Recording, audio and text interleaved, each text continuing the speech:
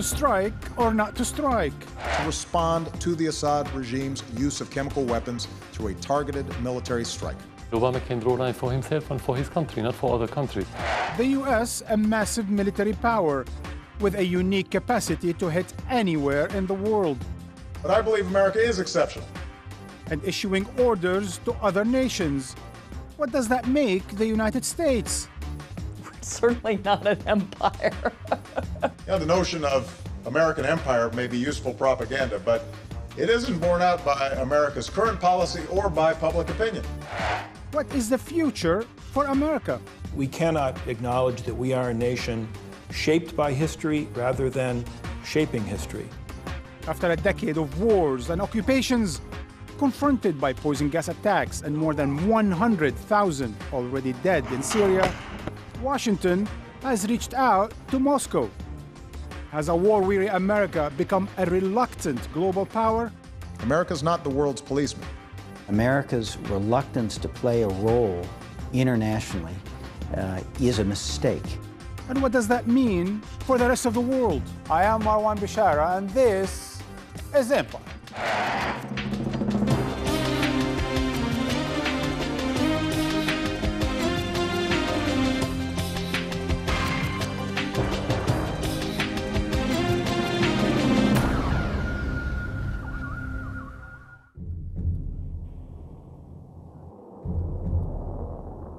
That's a red line for us.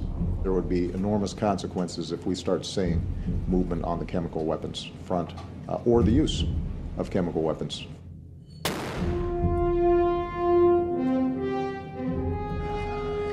First protests start in March of 2011. They start because teenagers have been tortured for graffiti. At that point, people are marching across the Middle East and North Africa. The Syrians join. They march for 9 months, more or less, without firing back. That society had already reached breaking point with respect to, electricity, to water, to all those things that sustain life. So they're getting killed in the streets. The regime is getting more and more violent. Assad lost legitimacy when he started firing on his own people. We are all hearing the drums of war around us. Hezbollah poured in. Will we help Syria? We will. Take measures against the perpetrators of this crime. Egypt is against Western military intervention. He released an awful lot of the jihadists he had in jail. He wanted this to be between him and violent extremists, and he did everything he could to make that happen. 80 to 90% of the rebels on the ground, or the terrorists, are Al-Qaeda. It's very cynical stuff. The foreign fighter flows into Syria completely dwarf any level of foreign fighter movement that we saw in Iraq. We are not affiliated with anyone inside or outside of Syria. If Al-Qaeda works to establish law and justice among the people and spreads religion in the country, then we are with Al-Qaeda. They are not extremists and jihadists, and the Syrian people would reject extremists and jihadists. We were 100% sure that the Iranians are involved in killing civilians in Syria. I think some colleagues jumped to their conclusions. China is deeply concerned about certain countries preparing for unilateral military actions. And then, of course, Obama made his ill-fated red line comments. We start seeing a whole bunch of chemical weapons moving around or being utilized. That would change my calculus. That would change my equation.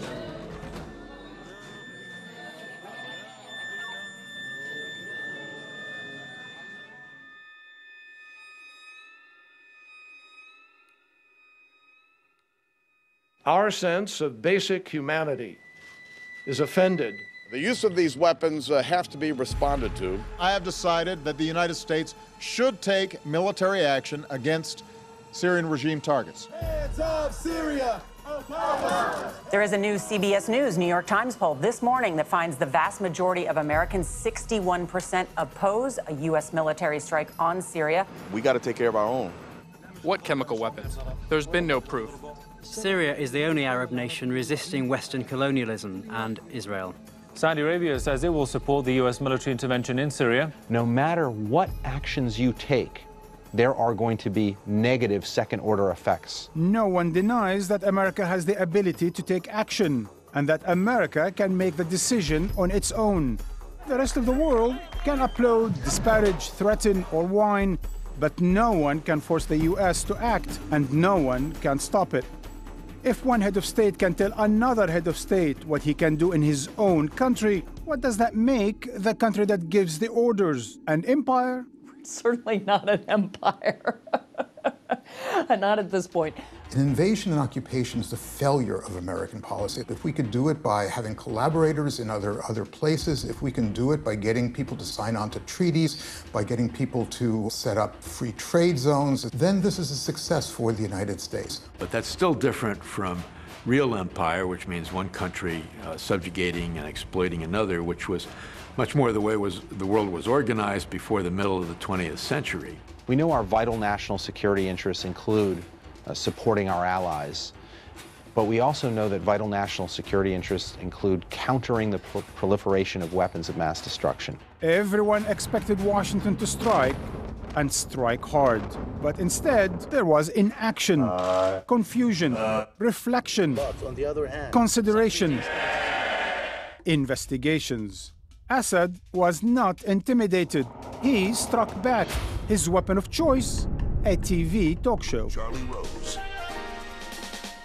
Obama can draw a line for himself and for his country, not for other countries. We have our red lines, like our sovereignty and our independence. Why did the United States fail in most of its wars? Because it always based its war on the wrong information. War seemed more inevitable than ever. Remind us again why we have to do this? The more reluctant you are and the more deliberative you are, the danger is that you can start looking weak. Bullies and tyrants don't respect weakness. Oh, right, we have to bomb Syria because we're in 7th grade. But then, like a deus ex machina, a god coming down on stage to fix things, Vladimir Putin appeared.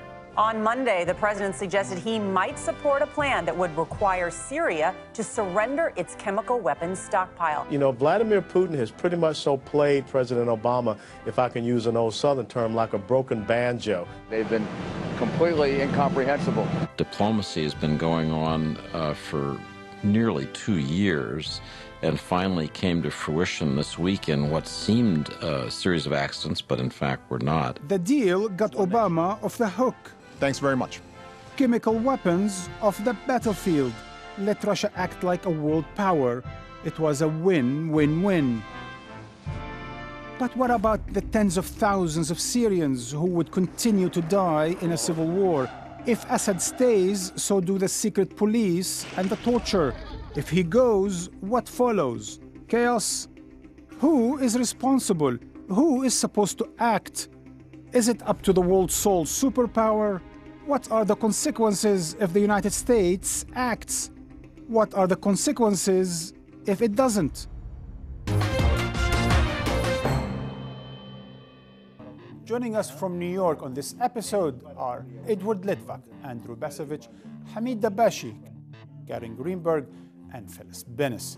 But first, I dropped by the Washington, D.C. offices of the consulting firm Rice Hadley Group to talk to Steve Hadley, the former National Security Advisor to President George W. Bush. And I started by asking him what interests the U.S. has in Syria. The United States really has four interests, at least four interests in what's going on in Syria. One is to ensure that there is no repetition. I would say this, to impose consequences for the chemical use that Syria has already done and make sure there is no repetition of it. But we also have an interest in bringing to the end a war that has been a humanitarian disaster for the Syrian people, a war that is increasing sectarian and is spreading beyond its borders and risks destabilizing Lebanon, Iraq, Jordan, and Turkey, and a war that is facilitating al-Qaeda building a safe haven in northern Syria from which it can threaten not only Syrians, but the region and the United States. And then finally, of course, this is an effort by Iran through Hezbollah, to extend its hegemony. Those are all important U.S. interests, and I would have liked to see a strategy by the administration that would have used a strike to advance all of those interests. But one could argue that a stronger strike would actually do exactly the contrary in all these 4 points you mentioned. That's already happening, and if we do nothing, that's exactly what will happen. More people will die. It'll be more sectarian. We will open the door more for al-Qaeda, and it's pretty clear that Assad is already, during the week of the negotiations, had doubled down. So those are the things that happen if we don't do something. What could have happened if we had done a strike was something that would not only enforce the prohibition of chemical weapons, but would have set back Assad militarily, would have sent the message that this man is not going to win this war. And that, I think, followed by training and arming of the opposition, would have leveled the playing field a bit on the ground in Syria and would have opened the door for a negotiated outcome. It's been going on for 2 years, 100,000 people died. None of that really happened. I mean, there was some symbolic support for the opposition, but nothing really serious. And now what you're advocating, your detractors say, would something be more of a lethal attack that could lead to a major chaos within the country in the absence of that support to the opposition. Well, as I say, I would have had a attack. It would have still have been limited. It was an effort to deal a setback to the Assad regime, and I would have coupled it with some training and arming of the opposition. But have we learned the ultimate lesson, which is that force, military force, does not resolve political problems and certainly does not resolve sectarian issues?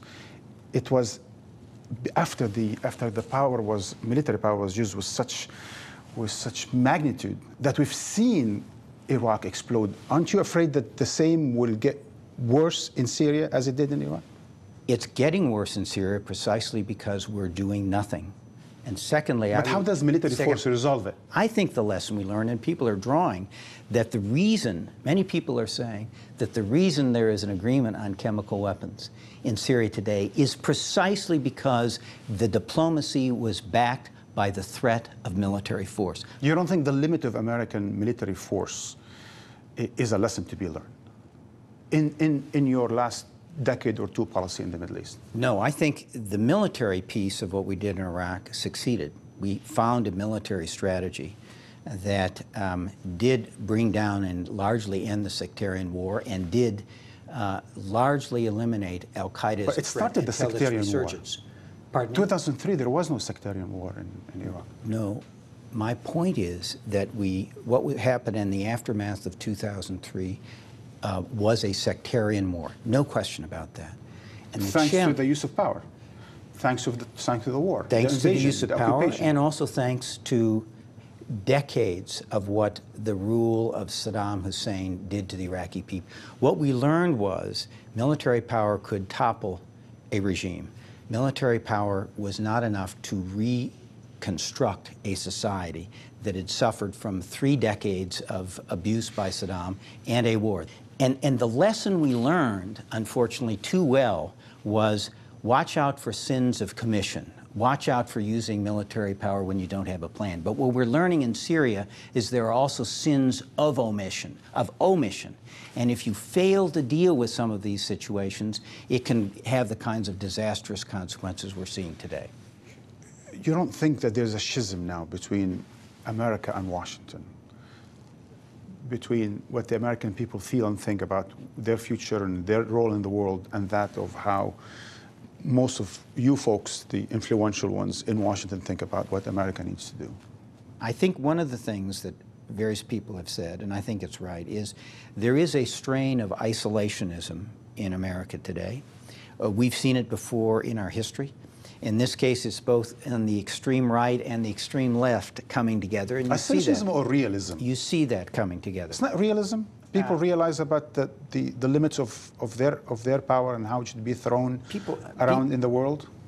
Well, I don't think America throws around its power. I think it tries to use its power to achieve objectives that are good for the United States and good for the world. I think that we have had these periods of isolationism in the past. They usually come after there's been a war that has ended inconclusively. The question is whether it's a good thing for American interests and a good thing for the world. And there are a lot of people who are writing and saying publicly that America's reluctance to play a role internationally is a mistake, and it is bad for the rest of the world. But it's a minority view, isn't day, it? It's a minority view. You're in the media. You can poll it, and you can see. And the question will be, historically, which view turns out to be right. But I think the one thing we can both agree on is that should America use its power, it needs to be done for the right reasons, and it needs to be done as effectively as can be, and in a limited way that achieves those interests. And that's, of course, what American policymakers try to achieve, and that's what the American people want to see. To discuss America's policy towards Syria and beyond, we're joined by Karen Greenberg, Director of the Center of National Security at Fordham University School of Law, and Phyllis Bennis, Director of the new Internationalism Project at the Institute for Policy Studies and author of Challenging Empire, How People, Governments, and the UN Defy US Power. Phyllis, Karen, welcome to Empire. Thank you for having us. So Karen, I was pretty taken by how Hadley has been dismissive of the idea that there is an American public that doesn't want to go to war, that doesn't like the idea of another Iraq. Is he right about that? Is it just a question of isolationism? No, I think there has been a growing and somewhat surprising, given our past, American opposition in Congress among the populace to another war. It's been 10 or 12 years of war, depending on how you count it, and it has depleted American resources. It hasn't gotten us any gains. We know now that in a limited war, whatever that is, the American people know that there is no such thing as a limited war, that we don't have control over it, that we have no idea what will happen to the society and to the world at large. So this is new. This is not just an old isolationist streak in the American public. This is a learning curve. This is a learning curve. You can tell us once, we know what we're doing. You can tell us twice, we can target something, we have a strategy, we know what the end is going to be. We don't have an end game, we don't have an exit strategy that we've seen work in a way that has brought peace and a lack of sectarian violence. Phyllis, this schism between Washington and the rest of the country, this idea that the rest of the country no longer trusts Washington, even if they say it's the littlest attack on Syria, it's going to be safe and there's going to be no boots on the ground. They just don't trust them. No, people didn't believe that. But it was also, I think this notion of a learning curve is very important. I think that what we saw here was an administration that was prepared to go to war in violation of international law, prepared to go to war without the United Nations, prepared to go without NATO, prepared to go without the Arab League, but they weren't prepared to go without the Brits, without somebody to give them some kind of political cover. And when the British Parliament said, no, we're not doing this again, that changed everything. So it's the British public, not the American public. It was first the British public, and then it was the American public. It was the British public that led to the presidential decision to go to Congress. It was the American public that forced Congress to be so clear they were going to say no, that the president pulled back when he got the opportunity with Putin to say, there's a better way to do this. So what's the idea that you can go to war without Congress, without the American people? What is that, imperial presidency? This is the old imperial presidency. This is left over from the Bush administration. You know, this notion, and we heard it again in President Obama's speech at the General Assembly when he said, I know some of you won't like it, but I'm going to claim American exceptionalism. And it was based on this idea of the legality, the reality, and the power that the U.S. has to go to war based on that's how we decide we're going to do something or not. It's the Bush notion, as we saw after 9/11, that you either let them get away with it or you go to war. There's no other alternatives. And what we did this time was to pose alternatives for people. Phyllis, you, unlike Hadley and Obama, and I cannot believe said Hadley and Obama, which is kind of, you know, this complementarity between the two is a bit, troubling. Power does that. So he says, or they say, it's legitimate, moral, and pretty safe. You claim it is illegal, immoral, and dangerous. And dangerous. Right. In all those ways, it's illegal because whatever they say about the rights of the sole superpower, there are only two basic reasons. But if it's illegal, is it legitimate?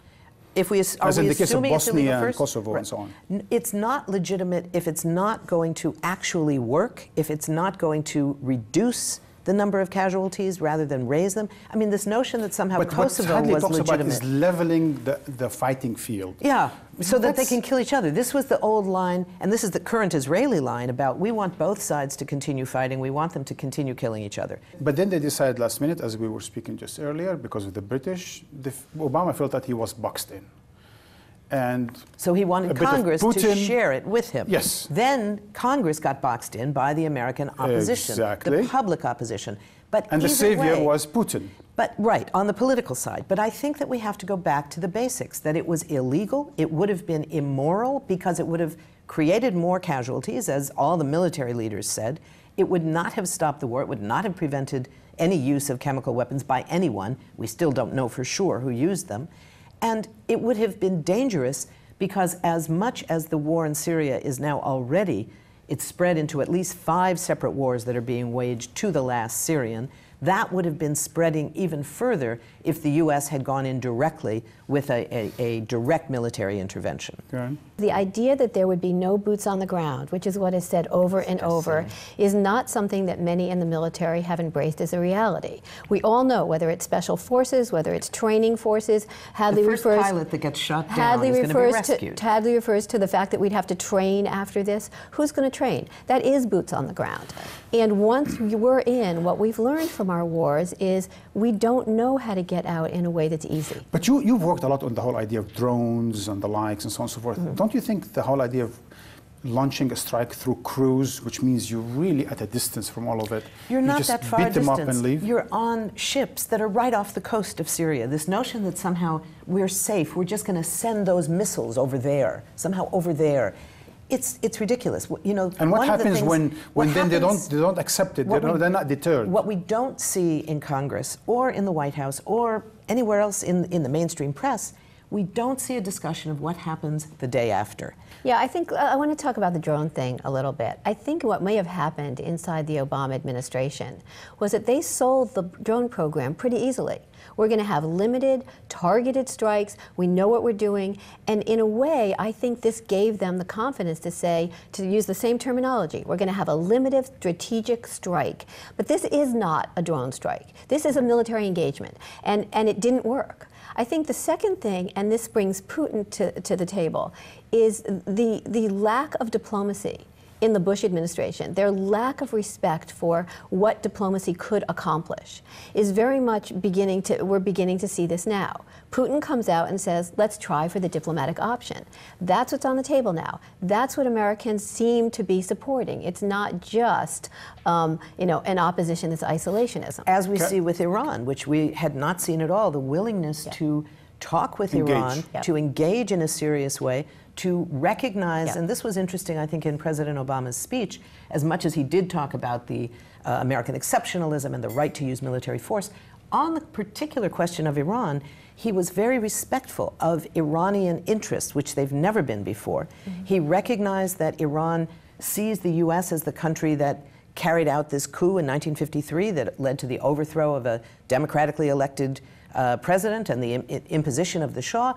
And acknowledging that, I think, was a very important statement about when you're going to negotiate, you need to have everybody at the table, but you also need to recognize that the other side has legitimate interests. Phyllis, Karen, thanks for joining Empire. We need to take a news break, and when we come back... I believe America is exceptional, in part because we have shown a willingness, through the sacrifice of blood and treasure, to stand up not only for our own narrow self-interest, but for the interests of all.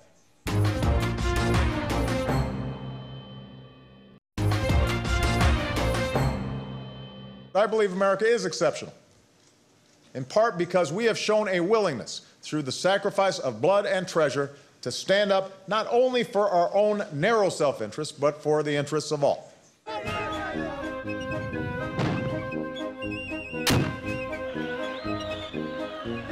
This time, I have a deeply held preference for peaceful solutions. Did this mean that there are contradictory impulses in the American soul to rule or at least control the world? Mr. Gorbachev, tear down this wall.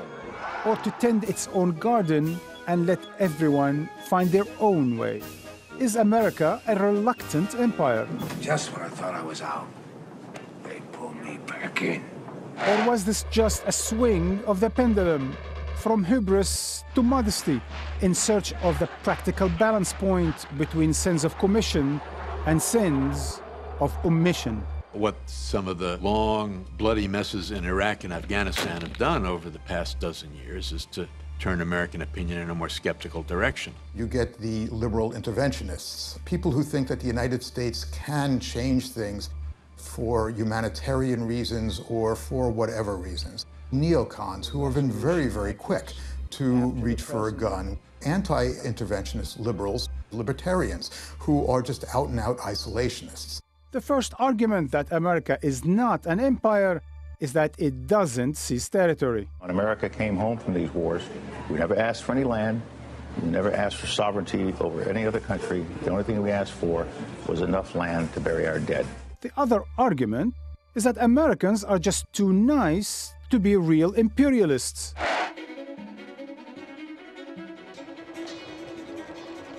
Americans thought it was their manifest destiny to overspread and to possess the whole of the continent, which Providence has given them.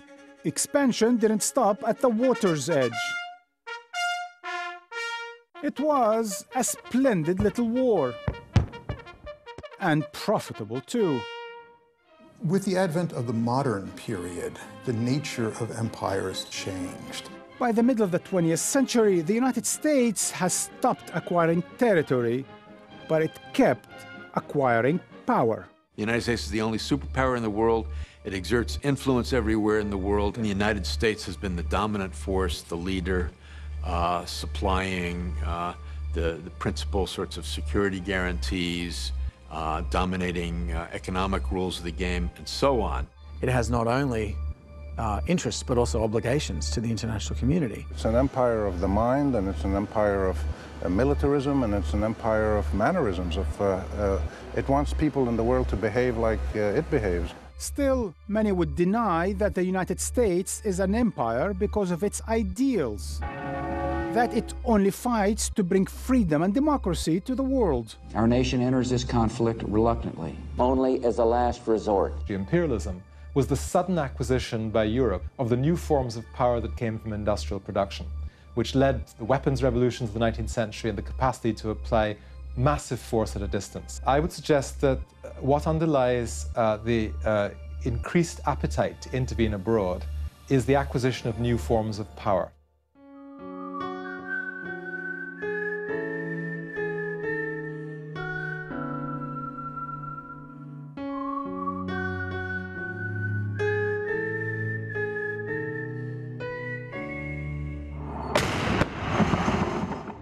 To discuss war diplomacy and America's role as a global power, we're joined here in New York by Andrew Bacevich, a professor of international relations and history at Boston University and author of several books, including his most recent, Breach of Trust: How Americans Failed Their Soldiers and Their Country.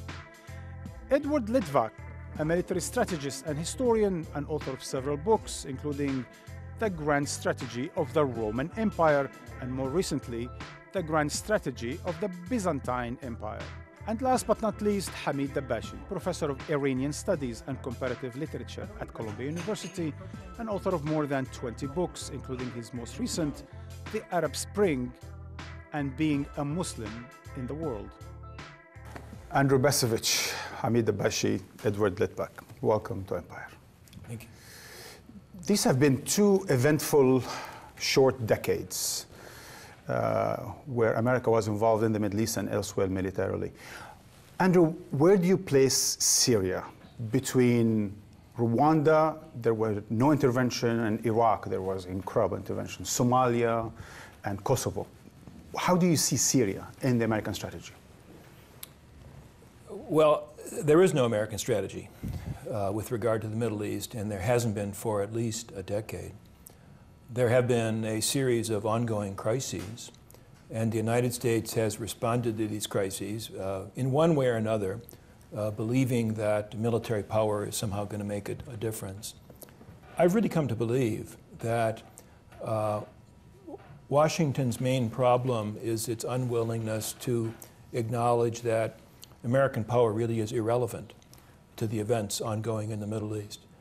And the notion that the United States can control it, direct it, shape it, lead it to some particular outcome is utterly absurd, and yet people in Washington cannot acknowledge that absurdity. But do you think there would be fear of accusation of neglecting Syria like Rwanda was neglected? Or perhaps maybe they should interfere like they interfered in Libya, where apparently the damage was minimal? We cannot acknowledge that we are a normal nation. We cannot acknowledge that we are a nation shaped by history rather than shaping history. And again, when an event like Syria erupts, those who believe in the American mission and American uniqueness see Syria as an opportunity to demonstrate how special we are. So you think there should be no intervention in Syria? Americans, as you well know, have been intervening in Syria. CIA has been on the ground. They have been arming various groups. Israelis are intervening. Iranians are intervening. I mean, Russians, etc. It's a proxy war already.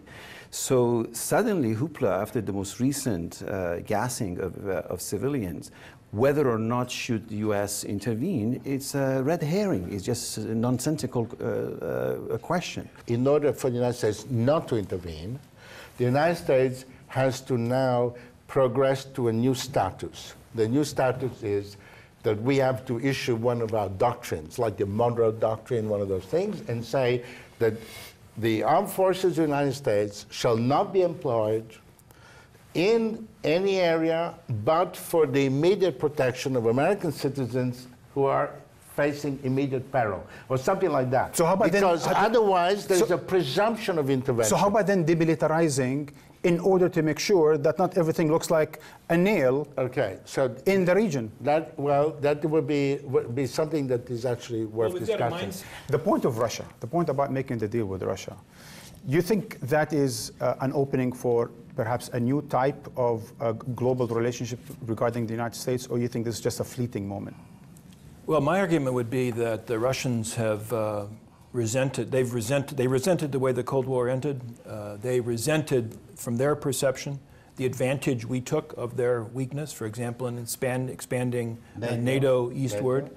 And so Putin's been looking for an opportunity to poke us back in the eye. But the decision to go to the Russians, or to agree, and then before that to go to Congress, do you see a reluctant leadership, a reluctant superpower? Absolutely. You have a reluctant president, because President Obama has allowed a lot of enthusiasts and interventionists to remain in his staff, and he has a Secretary of State, whom we've all discussed. He's an enthusiast and so on. He himself is not. And therefore, he has had a series of retreats. 2 years ago, his retreat was, if they don't use nerve gas, don't use chemical weapons. The red line. Yeah, the red line was a way of not intervening. It was a red line for him. Correct. And then going to Congress, which was a desperate move, because he asked Congress to vote in a way he himself would never have voted if he's still a senator. Right? But is this a reluctant Obama, or is this a reluctant power? First of all, it's a reluctant president, but his reluctance is not a misrepresentation of, if you look, public opinion polls. Public opinion polls are ambivalent, but definitely on the side of 60%, let's say more or less, anti-intervention. Marwan, in fact, the word reluctance, I don't think is an appropriate word. This is liberal imperialism. They operate with soft power, with covert operations, with proxy wars, with special operations, economic sanctions, drone attacks. This is a different warfare. In fact, statistically, Obama's use of drones is drastically more than Bush's use of drones. It's a different mode of military operations. The fact is that Russia, second Russia, Mr. Putin was facing the fact that the Americans were going to bomb his only ally, and that he had no direct instrument to defend Assad or to answer the Americans or deter them or dissuade them. And then he comes forward with what I consider a brilliant offer, right? And Obama embraces it with two hands, as any intelligent person should have done. And this may lead to some additional cooperation over Iran, notably, because the idea of Americans and Russians going together to identify, locate, remove, and destroy equipment. Do you think this is more effective than military strike? Excuse me a second. Any military strike would have been such a disaster that virtually any known alternative would be better, in my view, for all the reasons that have been explained here. But for me, I'm very pleased that the interventionist impulse, this unthinking, unreasoning, unstrategical intervention impulse was stopped by a variety of things, including Putin's Well, we agree offer. about that then. I'm just grateful for that. Let's move on to disagree about another point. In your last book, Andrew, you speak about how war has become easier once this is becoming more a professional army. It became what you call Washington's army. It was less accountable to the rest of the country, if you will. And certainly with the new technology that Hamid talks about, war has become easier. And if we look at the last 20 years, Syria was going to be just that one last example if it happened or if it happens. So what guarantees are there that America's drive for war is going to diminish? I think there are no guarantees. And that's where I think one has to appreciate the standing stature influence of what we Americans call the national security state. I mean, that apparatus in Washington, the bureaucracy that is deeply invested into the continuing militarization of U.S. policy. There are people who are making money. There are people whose stature in the government is dependent upon continuing down this whole industry. path. So let's take, for example, on the Syria case, we have a pretty clear indications that the senior military leadership didn't want to do it, didn't want to attack Syria for all kinds of prudent reasons.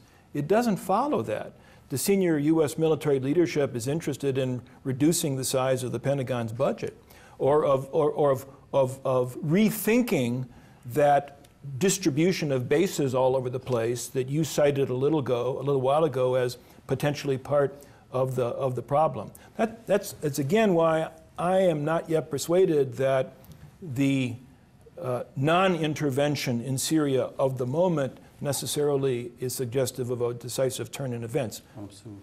There is an infrastructure of militarization of the globe, not only the globe, into the heavens, into the space, and cyber and so on. And cyberspace. And then President Eisenhower's sort of military-industrial complex.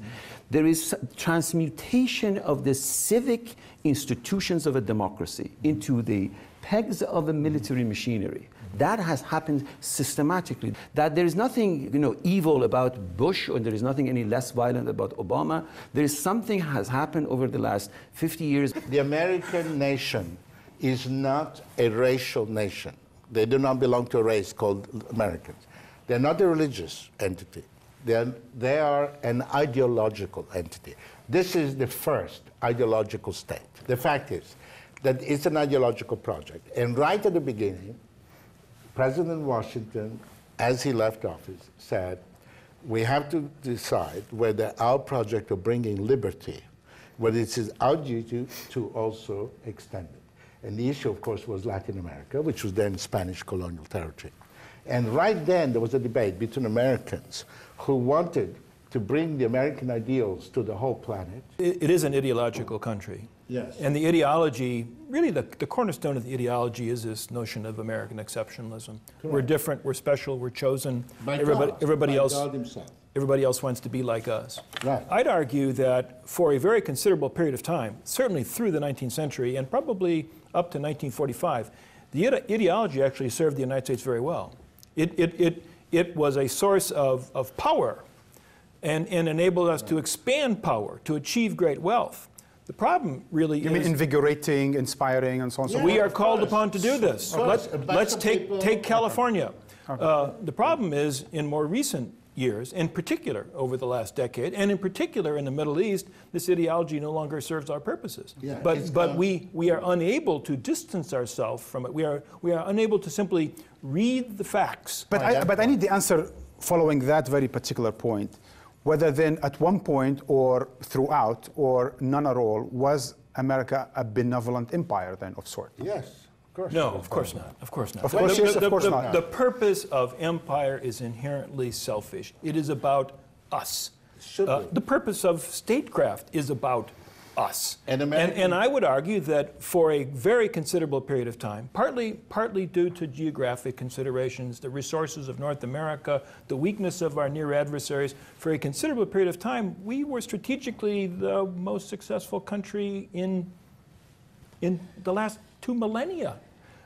It's in recent years when we have failed to understand changing circumstances, limits on our power, limits on our ability to understand what's going on in the world, and we are unable to let loose of this ideology and behave pragmatically and realistically, not to save the world, but to serve the interests of the United States. Benevolent empire, No, I believe that you have 1943 American troops landing in Italy, and the Italians seeing these Americans, their uniforms that were made of real wool, which they hadn't seen, and these American soldiers giving out cans of corned beef and stuff like that.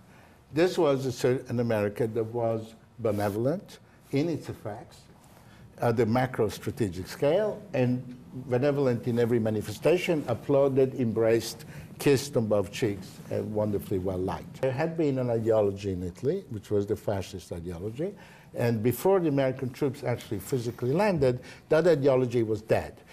In the case of the Middle East, the terrain is occupied by a rival ideology called Islam in its different manifestations. Not all of them are Muslim, like the Nusayris, who call themselves Alawites and not Muslim as far as I know, but most of them are. It's a rival ideology, and when you come in as an ideological power and you meet a rival ideology, either you destroy it or you stay out. But has America, because you cannot be, and that is the fundamental. But Edward, has America failed to resolve those questions in the Middle East because it's complex, or has America added to the problems of the Middle East and put? In Libya, we certainly have added to the problems. From Iraq, for example, onward, Iran onward. No, I would say that most of the interventions which have taken place, the 1990 intervention in itself, if had been logically followed by next step of going home, then would have been, I think, a successful thing. It wasn't. It wasn't. No, we didn't go home. We didn't do what you wanted to do. It wasn't me. It was a chapter on a narrative that has led to ever greater. It was actually the beginning of military intervention. Modern military intervention. It was a milestone. It wasn't the beginning. What you're saying modern, post-Cold War. Reagan in Lebanon. The famous tanker war. We intervened in effect on the side of Saddam Hussein's Iraq. You think the intensity of intervention after the Cold War? Yes, absolutely. But that ended. The thing is that ended. During the week of discussion on Syria, there were bombings of Pakistan, Yemen, and Afghanistan. Of course, but these are acts of war. Of course. They are, of course. Legally, they're acts of war, but all three of them represent a retreat from the even much more ambitious idea of entering Yemen. At one point, I actually was... Well, you cannot enter all countries, You will not believe this. You will not believe this, but only maybe a year and a half ago, 2 years ago, I was in a room in Washington and practically blew up, exploded, and because the guy was saying the only solution is to go to Yemen and straighten up Yemen. You know, and here this idea that we start economic programs, social programs, educational programs. We deal with the water problem in Yemen and all that stuff. So this is a retreat. That U.S. military action under Obama occurs on a smaller scale, that we're no longer in the business of invading and occupying countries, does not equal any sort of retreat or demilitarization. Actually, he could do more. He could do more of it in the future if it's going to be less costly, less boots on the ground. Boots, and no one noticed. Excuse me. But those at the receiving end of power don't care whether it is with boots or without boots. Marwan, let us remember the stages. Stage one is we're going to change the entire country and its culture. We're going to go to Afghanistan and turn it into Sweden, we got your point, but the point is we're still waging war in these countries. Excuse me. I want to go back to the point of legal or not legal, because this is really important, not because I'm a legal scholar or expect anything of you. But when I heard Lindsey Graham, and I hope maybe we can end on this point, when I heard Senator Lindsey Graham say, when I heard Lindsey Graham saying, President Assad did not do what President Obama told him to do. Hence, that he deserves to be more. That approach to other sovereign states, I mean, international law in that sense, the post-Second World War order in that sense, did not come out of nothing. It did come out of a place of a logic of sort whereby we do live in a world where there is sovereign units, and these are called states, and you don't violate their sovereignty Which means at will. This particular empire, Marwan. This is the empire that produced Paul Wolfowitz, who went to national television and he said, we're going to end states.